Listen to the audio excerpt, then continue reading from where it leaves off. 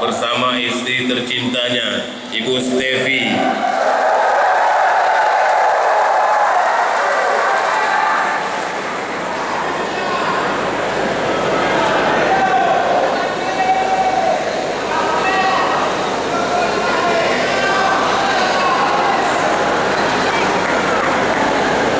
Jadi sebelum saya lanjutkan, saya mengucapkan selamat kepada Bapak Irwandi yang sudah hadir bersama istrinya.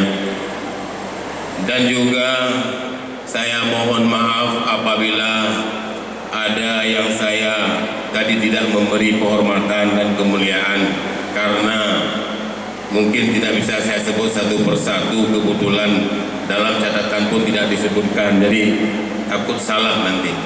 Jadi mohon dimaafkan.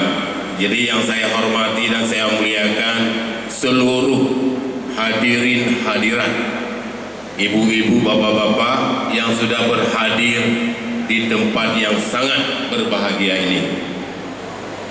Jadi